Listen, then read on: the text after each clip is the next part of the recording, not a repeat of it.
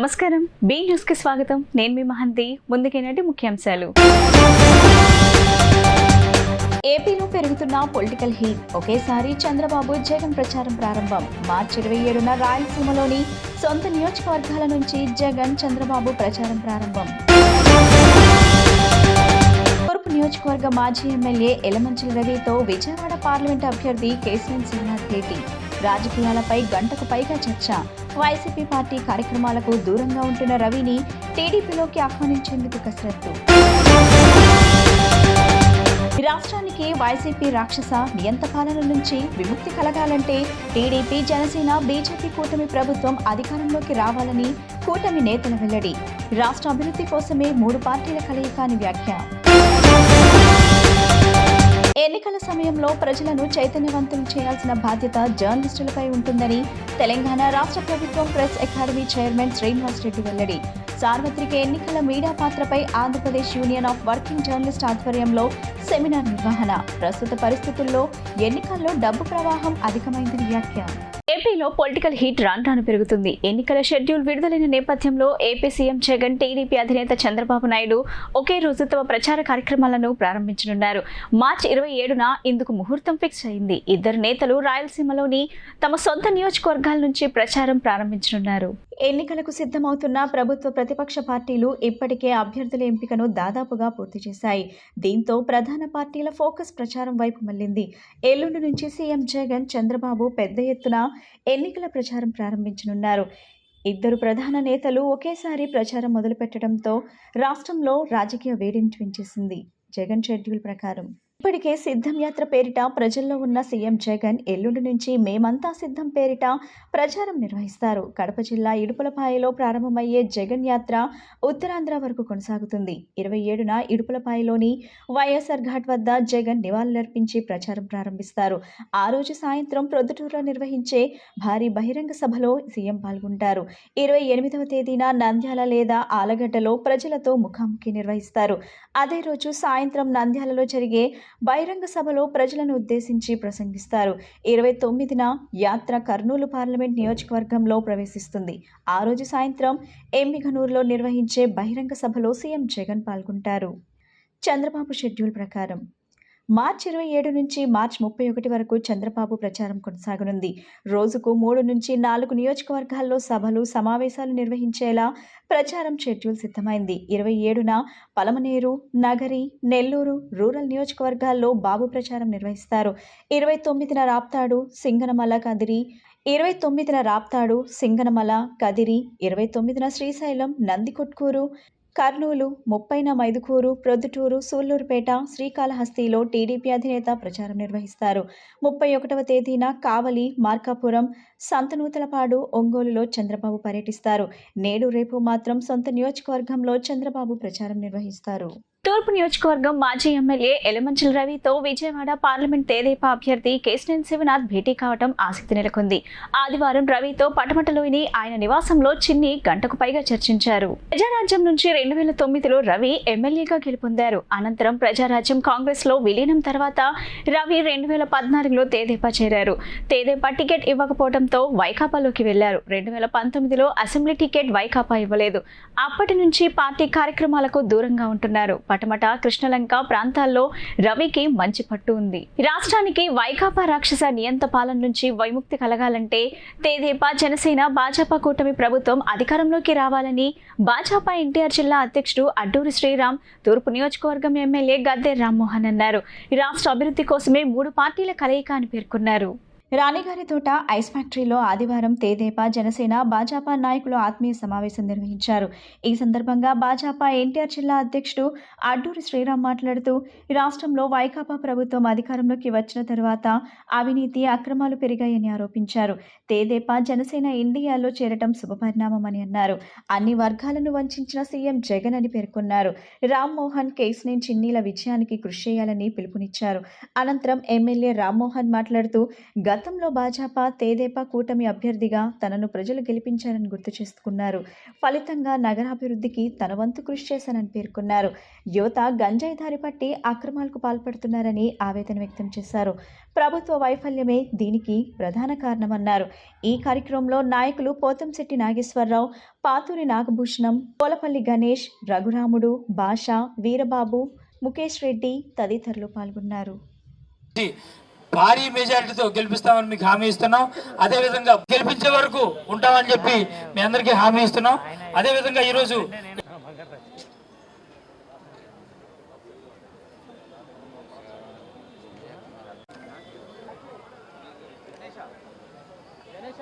శ్రీరామ్ గారు మధ్యలో ఉండాల్సింది. కష్టపడి పనిచేస్తారండి. మీతో ఎలక్షన్ అయ్యేదాకా కూడా కష్టపడి పనిచేస్తారు. భారత్ మాతాకి రామన్ గారి నాయకత్వం, గారి నాయకత్వం, శ్రీరామ్ గారి నాయకత్వం. నేను గతంలో 2 పర్యాయాలు భారతీయ జనతా పార్టీ యొక్క అలయన్స్తో 1999లో మొట్టమొదటిసారిగా పార్లమెంట్ సభ్యుడిగా నేను ఆ రోజున అభ్యర్థిగా ఉండి ఘన విజయం సాధించి పార్లమెంట్ సభ్యుడిగా ఎన్నుకోబడ్డాను. 2014లో మరలా బీజేపీ పార్టీ అలయన్స్తోనే ఆ రోజున శాసనసభ్యుడిగా ఎన్నుకోబడ్డాను. ఇవాళ 3వ పర్యాయం 2024లో నేను తెలుగుదేశం పార్టీ అభ్యర్థిగా, భారతీయ జనతా పార్టీ అదే జనసేన బలపరిచిన అభ్యర్థిగా నేను కంటెస్ట్లోకి వెళ్ళబోతాను. ప్రతిసారి కూడా బీజేపీతో కలిసి పోటీ చేసిన ప్రతిసారి కూడా ఒక కంఫర్టబుల్ మెజార్టీతో నేను గెలవడం జరిగింది. అందువల్ల ఈరోజు మరలా వారి సహకారంతో ముందుకు వెళ్తున్నందుకు చాలా ఆనందంగా ఉంది. ఈ రోజున ఇక్కడ విస్తృత స్థాయి సమావేశం ఏర్పాటు చేసి వారు చూపించిన అండ, వారు నా యొక్క గెలుపు కోసం పడుతున్న తాపత్రయం, వాళ్ళు చూపించిన ప్రేమ, ఇవన్నీ చూస్తే నాకెంతో శక్తిని నేను పుంజుకున్నాననే భావన కలుగుతూ ఉంది. ఎందుకంటే కేంద్ర ప్రభుత్వంలో ఈ రోజున భారతదేశంలో బీజేపీ ఘన విజయం సాధించబోతూ ఉందని చెప్పి అనేకమైన ఎనాలిసిస్లో కానీ లేకపోతే ఈ సర్వేస్లో కానీ అదే భారతదేశంలో కూడా ఆ యొక్క విధానం కనపడుతూ ఉంది. అలాంటప్పుడు ఆంధ్ర రాష్ట్రం ఈ రోజున ఈ 5 సంవత్సరాలు జగన్మోహన్ రెడ్డి గారి పాలనలో 20 సంవత్సరాలు వెనక్కిపోయిన ఈ రాష్ట్రాన్ని మరలా పునర్జీవం చేసి పునర్నిర్మాణం చేసి ఒక మంచి ఆంధ్ర రాష్ట్రం, గతంలో ఏ విధంగా ఆంధ్ర రాష్ట్రం అంటే అన్నపూర్ణ అనే భావం నుంచి ఈ రోజున ఆంధ్ర రాష్ట్రం అంటే నేర చరిత్ర కలిగిన రాష్ట్రంగా ఇవాళ పేరు పొందడం చాలా దురదృష్టకరం. నిన్నగాక మన విశాఖపట్నంలో 25,000 కేజీలు ఈ యొక్క ఒక కంటైనర్ నిండా మరి డ్రగ్స్, విషపూరితమైన డ్రగ్స్ ఆంధ్ర రాష్ట్రానికి రావటం అంటే ఎలాంటి పరిణామాలు ఈ రాష్ట్రంలో జరుగుతూ ఉన్నాయి, ఎలాంటి యువతను నిర్వీర్యం చేయడానికి ఎలాంటి ప్రయత్నాలు జరుగుతూ ఉంది ఒకసారి మనందరూ కూడా ఆలోచించుకోవాల్సిన అవసరం ఉంది. నిన్న హైదరాబాదులో గంజాయి పట్టుకుంటే అదంతా కూడా విశాఖపట్నం నుంచి వచ్చిన గంజాయి అని చెప్పే విధంగా ఉందంటే, భారతదేశంలో ఏ మూల డ్రగ్స్ పట్టుబడ్డా, ఏ మూల గంజాయి పట్టుబడ్డా దాని మూలాలు మన ఆంధ్ర రాష్ట్రంలో ఉన్నాయంటే జగన్మోహన్ రెడ్డి ఎంత మాఫియా ప్రభుత్వాన్ని నడుపుతున్నాడో మనందరూ కూడా అర్థం చేసుకోవాల్సిన అవసరం ఉంది. ఈ మాఫియా ద్వారా అందరినీ నిర్వీర్యం చేసి ఆయన ఈ రాష్ట్రాన్ని ఏలుకోవాలనే భావనలో ఉన్న దాని నుంచి మన రాష్ట్రాన్ని కాపాడుకోవాలా, మన పిల్లల భవిష్యత్తును కాపాడుకోవాలా, ఈ రాష్ట్రంలోని యువత నిర్వీర్యం కాకుండా వాళ్ళకు శక్తివంతులుగా తయారు చేసిన బాధ్యత ఉందని చెప్పి ఈరోజు భారతీయ జనతా పార్టీ, జనసేన, తెలుగుదేశం పార్టీ ఐక్యతో ముందుకు వెళ్ళటం, ఈ సమయంలో నాకు అభ్యర్థిగా నారా చంద్రబాబు నాయుడు గారి ఎంపిక చేయటం అది నా అదృష్టంగా భావిస్తూ మరొకసారి నారా చంద్రబాబు నాయుడు గారికి కృతజ్ఞతలు తెలియజేస్తున్నాను. అదేవిధంగా బీజేపీ పార్టీ నాయకులందరూ కూడా ఈ విజయవాడలో ఉన్న నాయకులు మరి శ్రీరామ్ గారు కానీ మరి నాగేశ్వరరావు గారు కానీ వీళ్ళందరూ కూడా వచ్చి వాళ్ళు నన్ను ఆహ్వానించి మాకు మీ మద్దతు ఉంటుంది, మిమ్మల్ని మంచి మెజారిటీతో గెలిపిస్తామని చెప్పి వాళ్ళు ఒక ఆత్మవిశ్వాసాన్ని కలిగించినందుకు వాళ్ళందరూ కూడా బలపరిచిన ఉమ్మడి అభ్యర్థిగా మన ప్రీతమ నాయకులు, ప్రజాసేవకుడు, అనేక దశాబ్దాలుగా ప్రజా జీవితంలో గడుపుతూ ప్రజలకు సేవలు అందిస్తున్నటువంటి గద్దె రామ్మోహన్ రావు గారు సైకిల్ గుర్తుపై తెలుగుదేశం అభ్యర్థిగా గెలవాలని కాంక్షిస్తూ ఈరోజు తూర్పు నియోజకవర్గ భారతీయ జనతా పార్టీ కార్యకర్తల సమావేశం ఏర్పాటు చేయడం, ఆ సమావేశానికి ఆయన ముఖ్య అతిథిగా పిలిచి పార్టీ ఎప్పుడు మా కార్యకర్తలంతా కూడా మీ విజయానికి పూర్తి సహాయ సహకారాలు అందిస్తూ గెలిపించడానికి ఒక సైనికుల్లా పనిచేస్తారని చెప్పి ధైర్యాన్ని ఇవ్వడం జరిగింది. అదేవిధంగా కార్యకర్తలంతా కూడా తప్పకుండా ఆయన మూడోసారి హ్యాట్రిక్ సాధించే విధంగా, ఘన విజయం సాధించే విధంగా, ఎన్టీఆర్ జిల్లాలోనే ఉన్న అసెంబ్లీలో అత్యధిక మెజార్టీ సాధించే విధంగా ఆయన విజయానికి పూర్తి సహాయ సహకారాలు అందిస్తామని చెప్పి తెలియచేయడం జరిగింది. ఈరోజు ఆంధ్రప్రదేశ్లోని అవినీతి, అక్రమాలు, అరాచక ప్రభుత్వాన్ని పారద్రోలాలని, రాష్ట్ర అభివృద్ధి ధ్యేయంగా, అదేవిధంగా రాష్ట్రంలో ఉన్నటువంటి ప్రతి ఒక్క పౌరుడు ఆకాంక్షల మేరకు ఈరోజు తెలుగుదేశం పార్టీ, జనసేన ఎన్డీఏలో చేరడం చాలా స్వాగతించదగ్గ విషయం. ఈరోజు రాష్ట్రంలో ప్రజలంతా కూడా తెలుగుదేశం కూడా, జనసేన కూడా ఎన్డీఏలో చేరాలని ఆకాంక్షల మేరకు, ఈరోజు ప్రజల ఆకాంక్షల మేరకు ఈరోజు చేరడం, అందరం కూడా కలిసి వెళ్ళి దేశంలో ఏ విధంగా నరేంద్ర మోడీ గారు అవినీతి రహిత పాలన అందిస్తూ ప్రజల అభివృద్ధి లక్ష్యంగా, దేశ అభివృద్ధి లక్ష్యంగా ప్రపంచంలో అగ్ర రాజ్యాలు అనేటువంటి జపాన్, అమెరికా, చైనా లాంటి దేశాలు ధీటుగా భారతదేశాన్ని తయారు చేయాలనే దృఢ సంకల్పంతో ఏ విధంగా వెళ్తూ ఉన్నారో అదేవిధంగా ఆంధ్రప్రదేశ్ని కూడా చంద్రబాబు నాయుడు గారి నాయకత్వంలోని తప్పకుండా ఒక దేశంలోని ఒక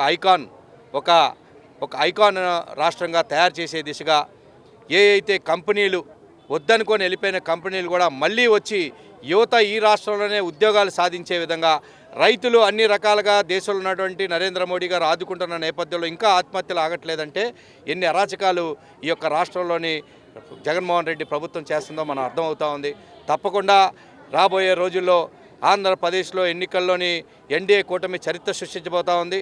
తప్పకుండా తెలుగుదేశం, భారతీయ జనతా పార్టీ, జనసేన అభ్యర్థులంతా కూడా అత్యధిక మెజార్టీతోని, 3 అంకెల మెజార్టీతోని తప్పకుండా 175 సీట్లలోని 170 సీట్లు సాధించడం ఖాయం దిశగా ఈరోజు 3 పార్టీల నాయకులు, కార్యకర్తలు కలిసి పనిచేయడానికి సిద్ధంగా ఉన్నామని చెప్పి సందర్భంగా తెలియజేసుకుంటూ, ఎన్నికల సమయంలో ప్రజలను చైతన్యవంతులను చేయాల్సిన బాధ్యత జర్నలిస్టులపై ఉంటుందని తెలంగాణ రాష్ట్ర ప్రభుత్వం press academy chairman Srinivas Reddy వ్యాఖ్యానించారు.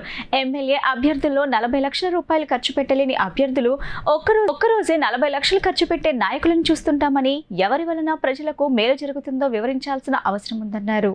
సార్వత్రిక ఎన్నికల మీడియా పాత్రపై Andhra Pradesh Union of Working Journalist ఆధ్వర్యంలో సెమినార్ నిర్వహించారు. ఈ సెమినార్కు Telangana press academy chairman Srinivas Reddy ముఖ్య అతిథిగా హాజరవగా ఏపీడబ్ల్యూజే సభ్యులు, నగర ప్రముఖులు పాల్గొన్నారు. ఈ సందర్భంగా శ్రీనివాస్ రెడ్డి మాట్లాడుతూ ప్రస్తుత పరిస్థితుల్లో ఎన్నికల్లో డబ్బు ప్రవాహం అధికమైందన్నారు. అభ్యర్థులు గెలిచేందుకు ఓట్లను పొందడానికి డబ్బులను ప్రధాన మార్గంగా ఎంచుకుంటున్నారని చెప్పారు. కానీ ప్రజలకు ఏమి అవసరం, భవిష్యత్తు బాగుండాలంటే ఎవరికి ఓటు వేయాలనేది ప్రజల్లో చైతన్యం రావాల్సిన అవసరం ఉందన్నారు. సమాజానికి ఎటువంటి నాయకులు అవసరమన్నది గుర్తించడంలో జర్నలిస్టుల పాత్ర కీలకమన్నారు. ఈ ఎన్నికల్లో ప్రజలను చైతన్యం చేయటం మనందరి బాధ్యతని గుర్తు చేశారు. ఆంధ్రప్రదేశ్ వర్కింగ్ జర్నలిస్ట్ యూనియన్ రాష్ట్ర ప్రధాన కార్యదర్శి చందు జనార్దన్, ఎంసీ దాస్ జర్నలిస్టులు పాల్గొన్నారు.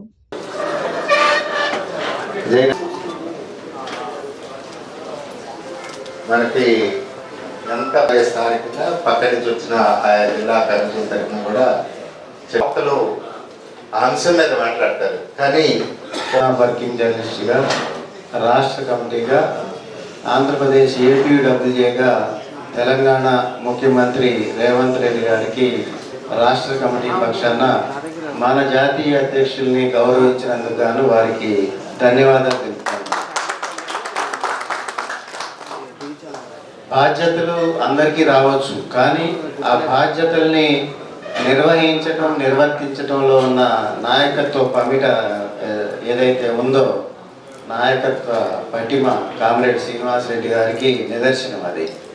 ఈరోజు భారతదేశంలో Andhra Pradesh Union of Working journalist స్థాపించి 68 సంవత్సరాలుగా జర్నలిస్టుల సంక్షేమం కోసం పనిచేస్తూ ముందుకెళ్తూ భారతదేశంలో జర్నలిస్టులు ఈరోజు ఏదైనా ఒక లబ్ధి పొందుతున్నాడు ప్రభుత్వ పరంగా, సమస్యల మీద పోరాటం చేస్తున్నామంటే పెద్దలు శ్రీనివాసరెడ్డి గారు లాంటి అగ్రనాయకత్వం. ఆ రోజు మాణికొండ చలపతిరావు గారి తర్వాత వారి ఆశయాలు. సార్వత్రిక ఎన్నికల యొక్క ప్రాధాన్యత ఏమిటి, దాని యొక్క ప్రాముఖ్యత ఏమిటి అంటే మన భవిష్యత్తుని, దేశ భవిష్యత్తును కూడా నిర్ణయించేవి సార్వత్రిక ఎన్నికలు.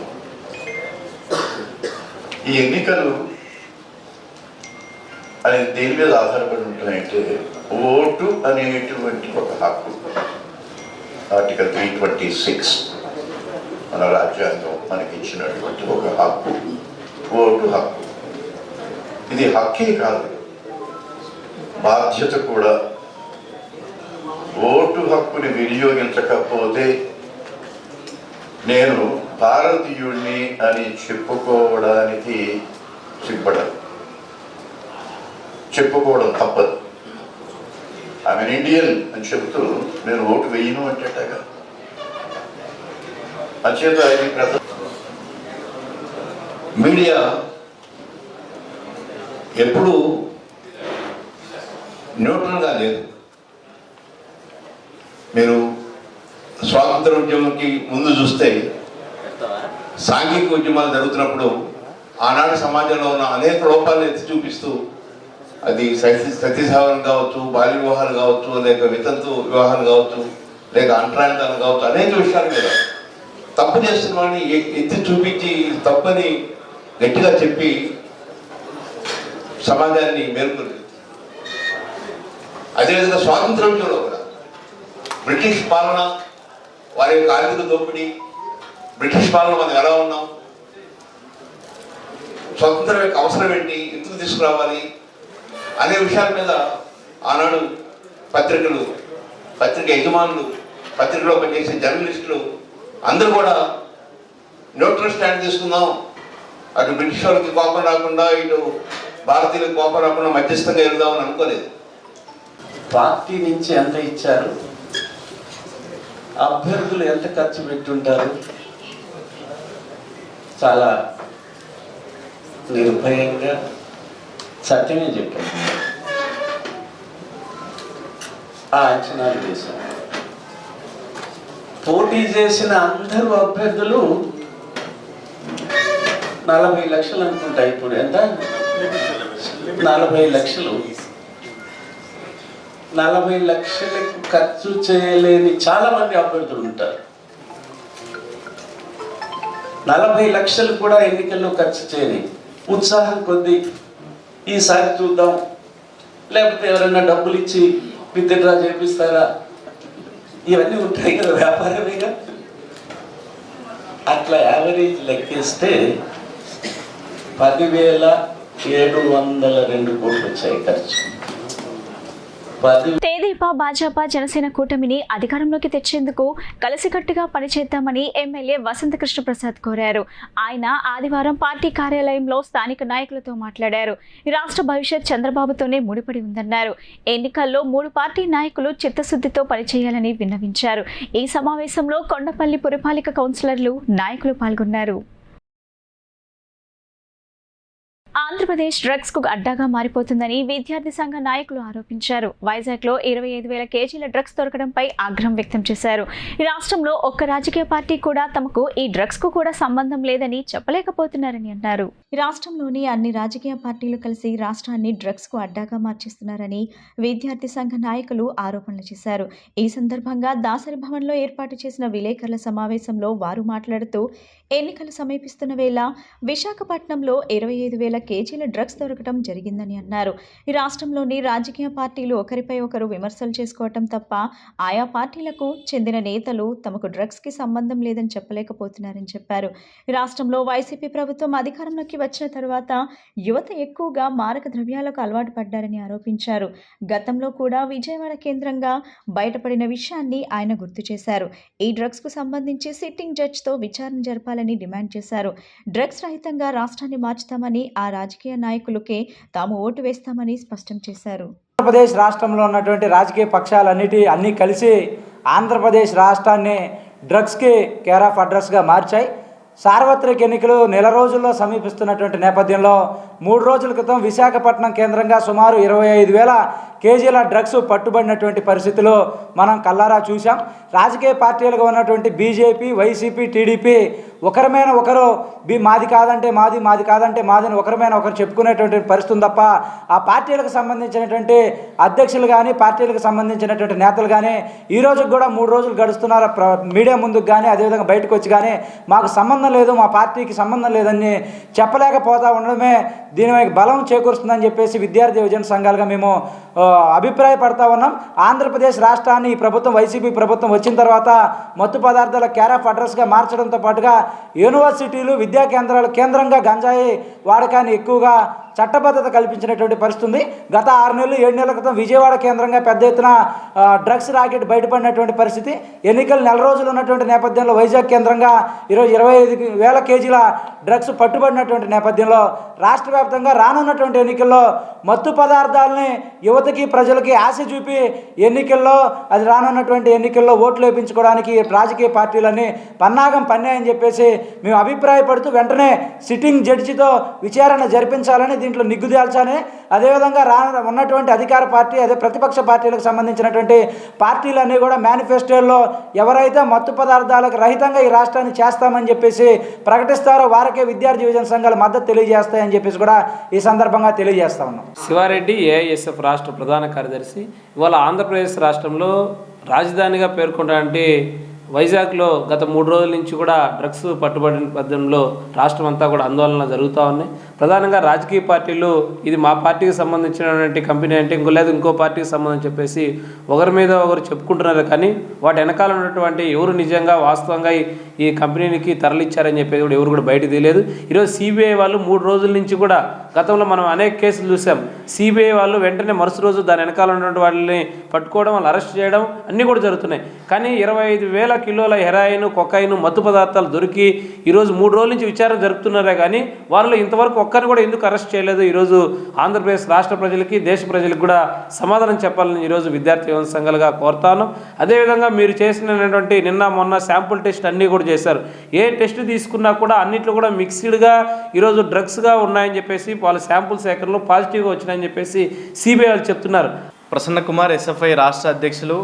గత 3 రోజులుగా రాష్ట్రంలో డ్రగ్స్ కంటైనర్ పట్టుబడడం ఆశ్చర్యానికి కలిగిస్తూ ఉంది. పట్టుబడినటువంటి ఇంకెన్ని కంటైనర్లు రాష్ట్రంలోకి వచ్చాయా అనేటువంటి అనుమానాలు కూడా మాకు వస్తూ ఉన్నాయి. ఈరోజు రాష్ట్రంలో కంటైనర్లు పట్టుబడడం, 25,000 మత్తు పదార్థాలు, మాదక ద్రవ్యాలు పట్టుబడడం అనేటువంటిది రాష్ట్రంలో ఉన్నటువంటి విద్యార్థుల్ని, యువకుల్ని మత్తు పదార్థాలకు గురి చేయడమని ఈరోజు విద్యార్థి యువజన సంఘాలు భావిస్తూ ఉన్నాయి. ఈరోజు వీటి వెనకాల ఉన్నటువంటి ఎవరైతే పాత్రదారులు ఉన్నారో, సూత్రధారులు ఉన్నారో, వీళ్ళు ఎవరైతే ఉన్నారో వాళ్ళందరినీ నిజాలు వాళ్ళ పేర్లు కూడా బయట పెట్టాలని సిబిఐని కోరుతా ఉన్నాం. ఈరోజు ఈ రాష్ట్రంలో ఉన్నటువంటి ప్రధాన పక్షం, ప్రతిపక్షం, మిగిలినటువంటి పక్షాలన్నీ కూడా ఈరోజు టీడీపీ కానీ, వైసీపీ కానీ, బీజేపీ కానీ ఒకళ్ళ మీద ఒకళ్ళు ఈరోజు వంతపాడుతూ ఉన్నారు. ఈరోజు వాస్తవం ఏంటి? ఈరోజు పురంధేశ్వరి కుటుంబ సభ్యులు ఈరోజు సంధ్య ఆక్వా కంపెనీలో భాగస్వాములుగా ఉన్నారు. ఈరోజు వైసీపీ, టీడీపీకి వీళ్ళందరికీ ఈ కంటైనర్ మాదక ద్రవ్యాలు తరలించడంలో పాత్ర ఉందని ఈరోజు మాకు కూడా అనుమానాలు వస్తూ ఉన్నాయి. కాబట్టి ఎవరైతే పాత్రదారులు ఉన్నారో వీళ్ళ పేర్లని, వీళ్ళు ఎవరైతే ఉన్నారో వెంటనే తేల్చాలని ఈరోజు సిబిఐ కోరుతా ఉన్నాం. గత 10 సంవత్సరాల నుండి పశ్చిమ నియోజకవర్గంలో జనసేన పార్టీని బలోపేతం చేసిన పోతిన మహేష్ కు ఉమ్మడి అభ్యర్థిగా ప్రకటించాలని లోకనాయకుడైన యేసు ప్రభువు సన్నిధిలో ప్రత్యేక ప్రార్థనలు చేయించడం జరిగిందని జాతీయ బీసీ సంక్షేమ సంఘం నగర వర్కింగ్ అధ్యక్షులు బుద్ధ దివాకర్ తెలిపారు. పోతిన మహేష్ కు ఉమ్మడి అభ్యర్థిగా ప్రకటించకపోతే పశ్చిమ నియోజకవర్గం నుండి ఇండిపెండెంట్ గా పోటీ చేసి విజయం సాధిస్తామని హెచ్చరించారు. పశ్చిమ నియోజకవర్గంలోని తారాపేట సెయింట్ పీటర్స్ లూథరన్ చర్చ్లో పశ్చిమ నియోజకవర్గం ఉమ్మడి అభ్యర్థిగా పోతిన మహేష్ను నియమించాలని మట్టల ఆదివారాన్ని పురస్కరించుకొని చర్చిలో జాతీయ బీసీ సంక్షేమ సంఘం నాయకులు 37 డివిజన్ జనసేన నాయకుల ఆధ్వర్యంలో ప్రత్యేక ప్రార్థనా కార్యక్రమం నిర్వహించారు. ఈ సందర్భంగా జాతీయ బీసీ సంక్షేమ సంఘం నగర వర్కింగ్ అధ్యక్షులు బుద్ధ దివాకర్ మాట్లాడుతూ విజయవాడ నగరంలో పశ్చిమ నియోజకవర్గంలో గత 10 సంవత్సరాల నుండి జనసేన పార్టీ బలోపేతం కోసం ఎంతో కృషి చేయడంతో పాటు పార్టీని బలోపేతం చేసిన వారిని గుర్తించి ఎమ్మెల్యే అభ్యర్థిగా ప్రకటించాలని డిమాండ్ చేశారు. పశ్చిమ నియోజకవర్గ ఎమ్మెల్యే అభ్యర్థిగా జనసేన నుండి బరిలో ఉంటారని గతంలో చెప్పిన వాగ్దానాన్ని అమలు చేయాలని కోరారు. ఉమ్మడి అభ్యర్థిగా ప్రకటించకపోతే బీసీలు, జనసేన నాయకులందరూ ఐక్యంగా కలిసి పోతిన మహేష్ను ఇండిపెండెంట్గా గెలిపించుకుంటామని ధీమా వ్యక్తం చేశారు. ఈ కార్యక్రమంలో 37వ డివిజన్ జనసేన నాయకులు పాల్గొన్నారు.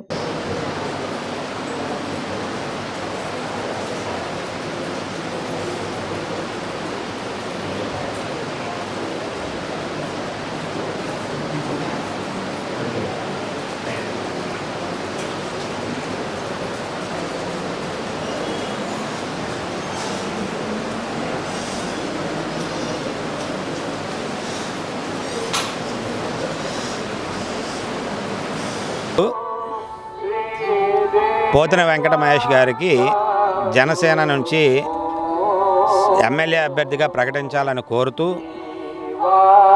యేసు ప్రభు వారిని మట్ట ఆదివారం సందర్భంగా సెయింట్ పీటర్స్ లూథరన్ చర్చ్ నందు ప్రత్యేక ప్రార్థనలు నిర్వహించడం జరిగింది.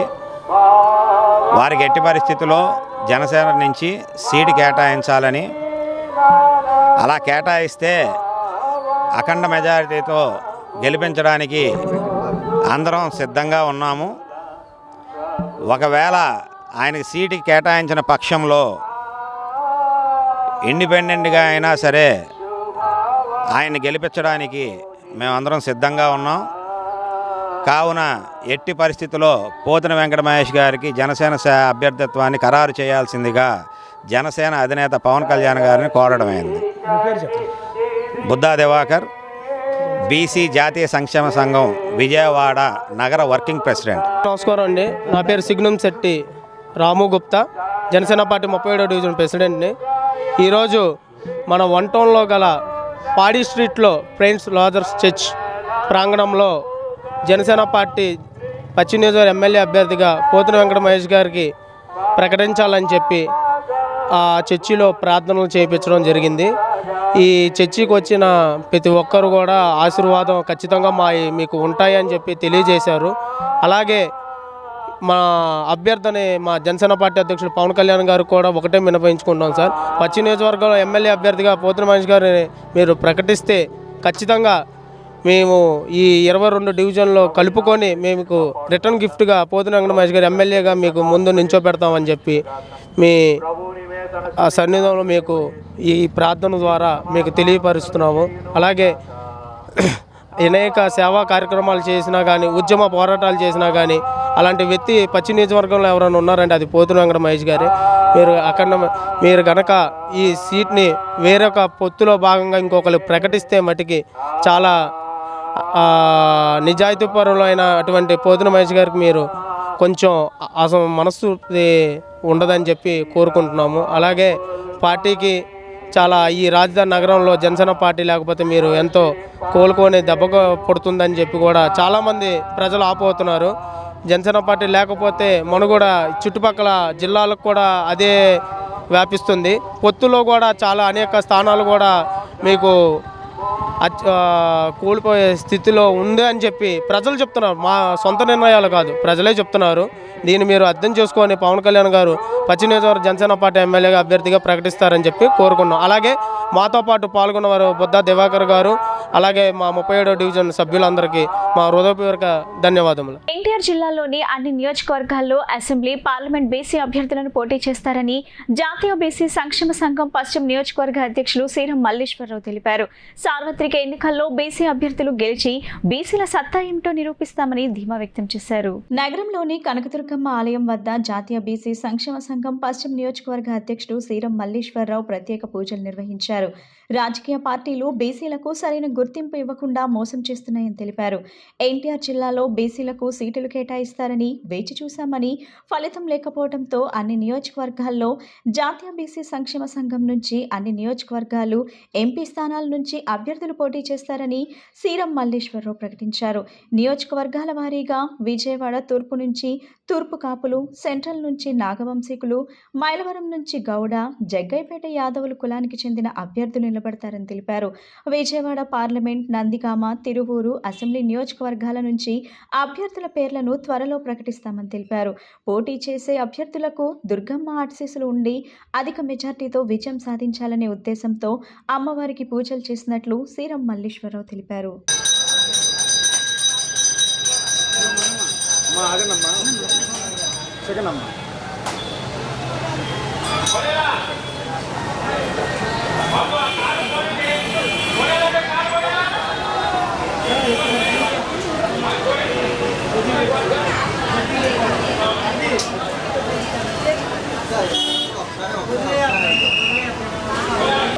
బీసీలు సీట్ ఇవ్వమని చెప్పి మేము కోరాము. ఇప్పటికొచ్చి ఏ పార్టీ కూడా సరిగ్గా స్పందించలేదు.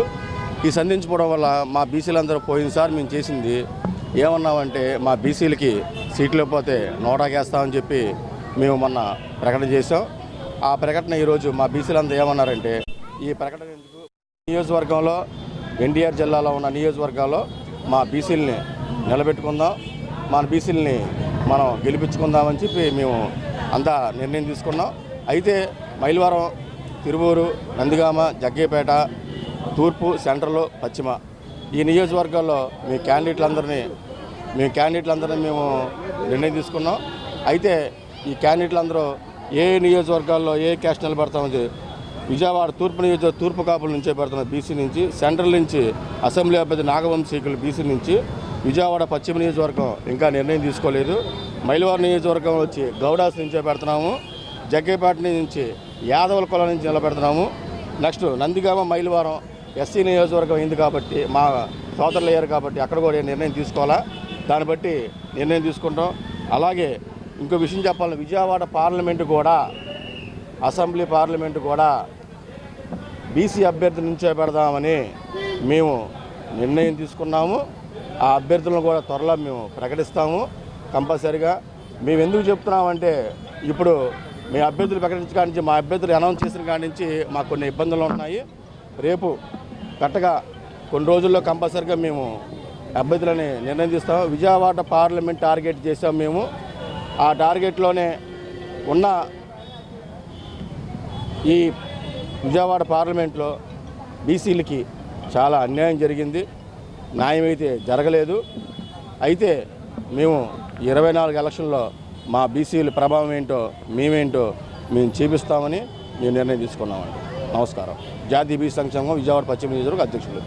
మహేశ్వరాలు సీజన్ 1, సీజన్ 2, ఇప్పుడు సీజన్ 3 అద్భుతంగా నిర్వహించడం జరిగిందని, ఎంతో మంది గాయకులు పాటలు శ్రవణానందం కలిగించాయని మహేశ్వరాలు అధినేత్రి మహేశ్వరి తెలిపారు. ప్రతి ఒక్కరిలోని ప్రతిభను వెలికితీసే ముఖ్య ఉద్దేశమే మహేశ్వరాలు మ్యూజిక్ అనే ఫెస్టివల్ ను కండక్ట్ చేస్తున్నామని చెప్పారు. గాంధీనగర్లోని ఎస్ఆర్సీ గ్రాంట్స్ నందు నిర్వహించిన Mahesh Holi special music festival అలరించింది. ఈ సందర్భంగా మహేశ్వరాలు అధినేత్రి మహేశ్వరి మాట్లాడుతూ, మహేశ్వరాలు సీజన్ 1, సీజన్ 2, ఇప్పుడు సీజన్ 3 అలరించిందని, ఎంతో మంది గాయకులు పాటలు శ్రవణానందం కలిగించాయని చెప్పారు. ప్రతి ఒక్కరిలోనూ ప్రతిభను వెలికితీసే ముఖ్య ఉద్దేశంతోనే మహేశ్వరాలు అనే మ్యూజిక్ ఫెస్టివల్ను కండక్ట్ చేస్తున్నామని చెప్పారు. అనంతరం ప్రముఖ గాయకులు టీవీ శేషగిరిరావు మాట్లాడుతూ, మహేశ్వరాలు సీజన్ 1 అద్భుతంగా నిర్వహించుకున్నామని, అలాగే సీజన్ 2 అద్భుతంగా కొనసాగిందని చెప్పారు. ఇప్పుడు సీజన్ 3లో కూడా పాటలతో పాటుగా అద్భుతమైన టాలెంట్ షోలను ఏర్పాటు చేయడం జరిగిందని చెప్పారు.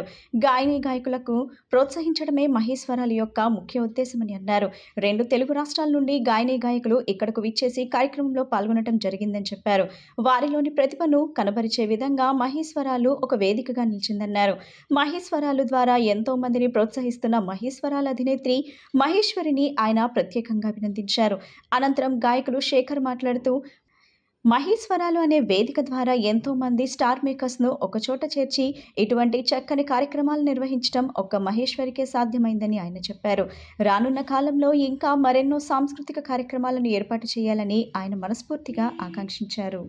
మహేశ్వరాలు సీజన్ 1 అద్భుతంగా మొదలుపెట్టి చాలా చక్కగా పూర్తి చేసాం.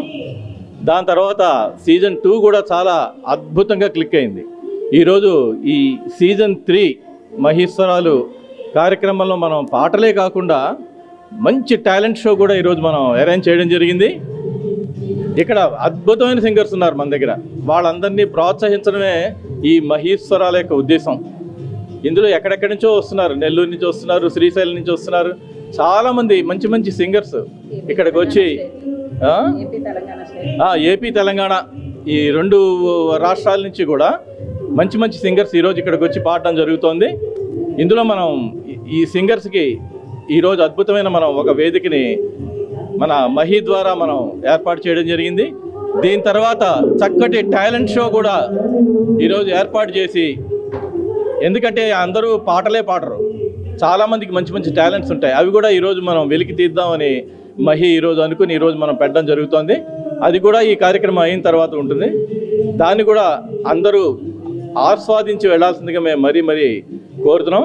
ఇంకా ఈ మహేశ్వరాల అధిపతి మహేశ్వరి కూడా ఇప్పుడు ఈ కార్యక్రమం గురించి మనకి తెలియజేస్తుంది.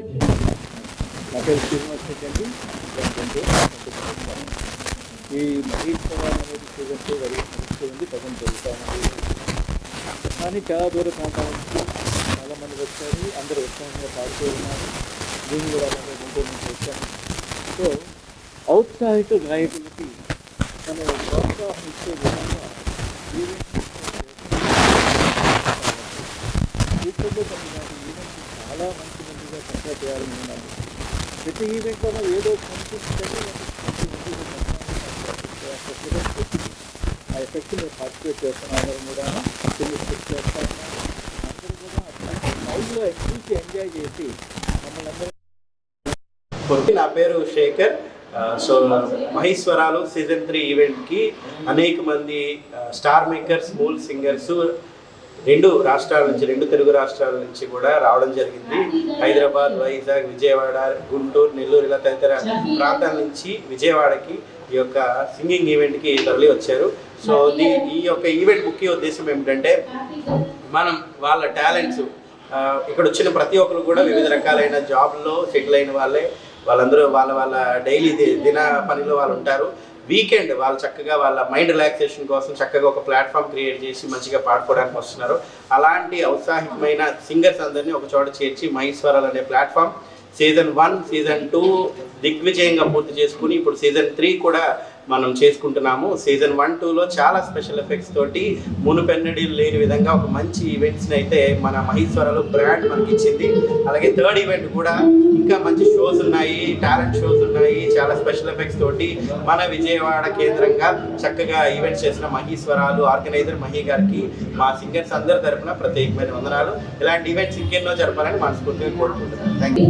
మహేశ్వరాలు మెగా సీజన్ 3 విజయవాడలో ఈరోజు సక్సెస్ఫుల్గా స్టార్ట్ చేయడం జరిగింది.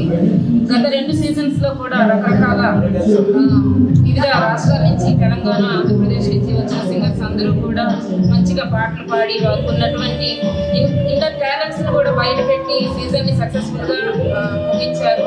అలాగే ఈ సీజన్ 3లో కూడా వచ్చిన ప్రతి సింగరు కూడా పాటలతో పాటుగా వాళ్ళలో ఉన్న టాలెంట్ని బయటపెట్టి ఈరోజు ఈ సీజన్ 3ని కూడా ఇంకా బాగా మెగా సక్సెస్ చేస్తారని ఆశిస్తున్నాను.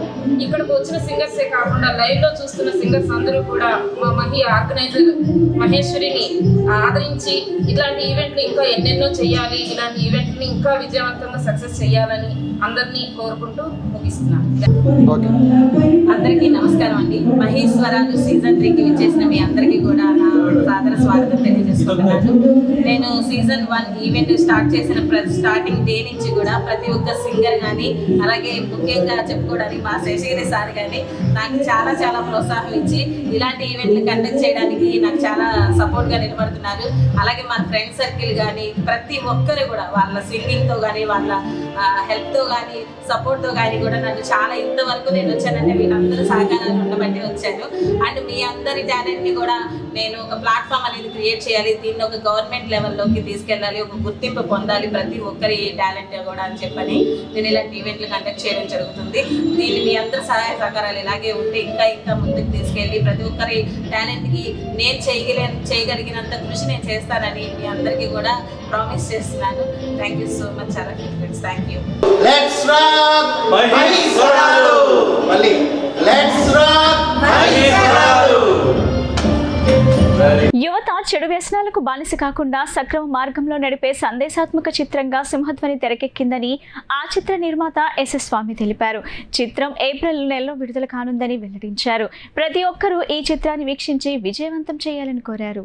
లక్ష్మీ భవానీ ఫిల్మ్స్ బ్యానర్ పై రూపొందించిన సింహధ్వని చిత్ర ఆడియో ఫంక్షన్ బందర్ రోడ్లోని మాకినేని బసవ పున్నయ్య విజ్ఞాన కేంద్రంలో అట్టహాసంగా నిర్వహించారు. ఈ కార్యక్రమానికి హీరో వశిష్ఠ్, హీరోయిన్లు త్రివేణి పావని, నటులు నిడదవోలు శ్రీనివాసరావు, ఏలూరు రాంబాబు, నిర్మాత ఎస్ఎస్ స్వామి, నవరంగ్ థియేటర్ అధినేత భూపాల్ ప్రసాద్లు ముఖ్య అతిథులుగా విచ్చేసి ఆడియో లాంచ్ కార్యక్రమాన్ని ప్రారంభించారు. ఈ సందర్భంగా నిర్మాత ఎస్ఎస్ స్వామి మాట్లాడుతూ ప్రస్తుత పరిస్థితుల్లో యువత గంజాయి మత్తు పదార్థాలకు ఏ విధంగా బానిసలైపోతున్నారు, కథానాయకుడు ఎలా అధిగమించాడో తెలిపేదే సింహధ్వని చిత్రమని పేర్కొన్నారు.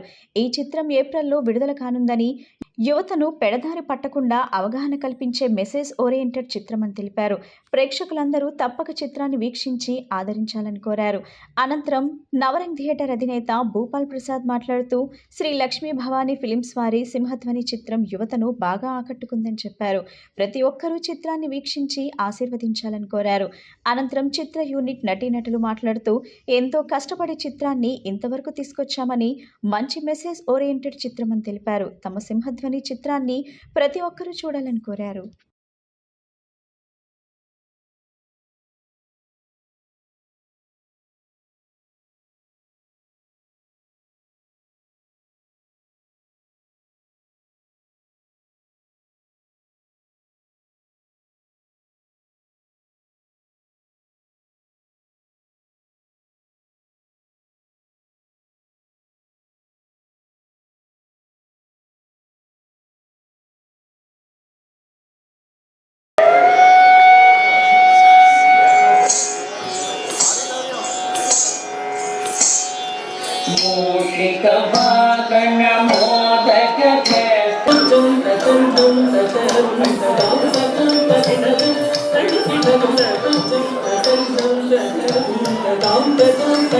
performance and adanతా కూడా it inspired me.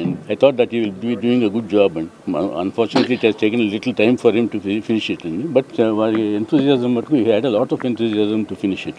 Finally, I think he has made it, and yesterday he came to me and asked me to come over here, and that's the main reason. But I hope that the movie will do very well, and because of certain aspects of the explanation that he has given me, it is really fantastic. ఈ రోజు యువత పెడదారిన పడుతూ గంజాయి మత్తుమందు అలవాటు పడి ఎన్నో హత్యలు మానభంగాలు చేస్తూ పెడదారిన పడుతున్నారు. విచక్షణ జ్ఞానాన్ని కోల్పోయి ఏం చేస్తున్నారో వాళ్ళకే తెలియని పరిస్థితుల్లో కూడా ఉన్నారు. అటువంటి క్రమంలో ఈరోజు జరిగిన చిన్న బాధాకరమైన విషయంతో స్పందించి వీటి మీద ఎలాగ జయించాడనేదే మా సినిమా. మంచి విజయంతో రావాలని కోరుకుంటూ సెలవు తీసుకుంటాం. ఏప్రిల్లో రిలీజ్ అవుతుందండి. టైటిల్లో ఆయన దమ్మేంటి చూపించాడు. ఆయన సింహధ్వని, ఆయన దానికి టైటిల్లోనే ధ్వనిని నిర్మించి బయటపడి ఎంతో కష్టపడి ప్రయాసం బట్టి ఆయన అన్నో చిత్రాలు ఇండస్ట్రీ ఎప్పుడు ఉన్నాడు ఆయన. ఇది దాన్ని డెఫినెట్గా ఈ సినిమాని ఆయన సక్సెస్ యోగంలో నడుస్తాడు ఇక్కడి నుంచి అని ఆలోచిస్తాను. Thank you. సింహధ్వని అద్భుతమైనటువంటి పేరులోనే ఉంది ఆ ధ్వని అనేది. స్వామి గారికి మంచి విజయాన్ని చేకూర్చాలని, సింహధ్వని విజయవంతంగా ముందు కూడా ఇంకా మంచి జీవితాన్ని స్వామి గారికి ఉండాలని, సింహధ్వని విజయవంతం అవ్వాలని బృందం అందరికి కూడా, సినిమా బృందం అందరికి కూడా, మా అల్లుడు హీరో మంచి జీవితం ఉండాలి, మంచి డబ్బులు కూడా రావాలి. డబ్బులు ఉంటేనే, సినిమా ఫీల్డ్లో డబ్బులు ఉంటేనే మంచి జీవితం ఉంటుంది. స్వామి గారికి మంచి విజయం చేకూరాలని మనస్ఫూర్తిగా కోరుకుంటూ బృందం అందరికి కూడా శుభాభినందనలు. ధన్యవాదాలు. మీడియా మిత్రులందరికీ చాలా థ్యాంక్స్. ఈ మూవీ ఇక్కడ దాకా వచ్చిందంటే ఇది మా టీంలో ఉన్న అందరి ఎఫర్ట్స్ అవి. సో 24 క్రాఫ్ట్స్ అందరం బాగా కష్టపడ్డాం ఈ మూవీ కోసము. సో డే అండ్ నైట్ తిండి తిప్పలు మానేసి సినిమా గురించే డైలీ దాని గురించి వర్క్ చేసి ఉన్నాము. దాని రిజల్ట్ ఈరోజు ఇక్కడ దాకా ప్రీ రిలీజ్ ఈవెంట్ దాకా వచ్చింది. నా కోరిక ఇదేంటంటే అందరూ దీన్ని చూసి ఆదరించి ఇలా కొత్త టాలెంట్ అందరినీ సపోర్ట్ చేస్తే ఇంకా ముందుకి మంచి టాలెంట్ కూడా బయటకు వస్తుందని నేను కోరుకుంటున్నాను. Thank you. నాకు ఈ ఆపర్చునిటీ ఇచ్చిన స్వామి గారికి థ్యాంక్ యూ. దెన్ నెక్స్ట్ ఈ షూట్ జరిగినందుకు సాయి గారి కోఆపరేషన్స్కి ఇంకా థ్యాంక్స్. బట్ ఈ సినిమా రిలీజ్ అయి వార్తలు ముగించే ముందు ముఖ్యాంశాలు మరోసారి. ఏపీలో పెరుగుతున్న పొలిటికల్ హీట్. ఒకేసారి చంద్రబాబు జగన్ ప్రచారం ప్రారంభం. మార్చి 27న రాయలసీమలోని సొంత నియోజకవర్గాల నుంచి జగన్ చంద్రబాబు ప్రచారం ప్రారంభం. తూర్పు నియోజకవర్గ మాజీ ఎమ్మెల్యే ఎలమంచిలి రవితో విజయవాడ పార్లమెంట్ అభ్యర్థి కేశవన్ శ్రీనాథ్ భేటీ. రాజకీయాలపై గంటకు పైగా చర్చ. వైసీపీ పార్టీ కార్యక్రమాలకు దూరంగా ఉంటున్న రవిని టీడీపీలోకి ఆహ్వానించేందుకు కసరత్తు. రాష్ట్రానికి వైసీపీ రాక్షస నియంత పాలన నుంచి విముక్తి కలగాలంటే టీడీపీ, జనసేన, బీజేపీ కూటమి ప్రభుత్వం అధికారంలోకి రావాలని కూటమి నేతల వెల్లడి. రాష్ట్ర అభివృద్ధి కోసమే 3 పార్టీల కలయిక అని వ్యాఖ్య. ఎన్నికల సమయంలో ప్రజలను చైతన్యవంతులు చేయాల్సిన బాధ్యత జర్నలిస్టులపై ఉంటుందని తెలంగాణ రాష్ట్ర ప్రభుత్వం press academy chairman Srinivas Reddy వెల్లడి. సార్వత్రిక ఎన్నికల మీడియా పాత్రపై Andhra Pradesh Union of Working Journalist ఆధ్వర్యంలో సెమినార్ నిర్వహణ. ప్రస్తుత పరిస్థితుల్లో ఎన్నికల్లో డబ్బు ప్రవాహం అధికమైందని వ్యాఖ్య. ఈ బులెటిన్ ఇంతటితో సమాప్తం. తిరిగి మరో బులెటిన్లో కలుద్దాం. నమస్కారం.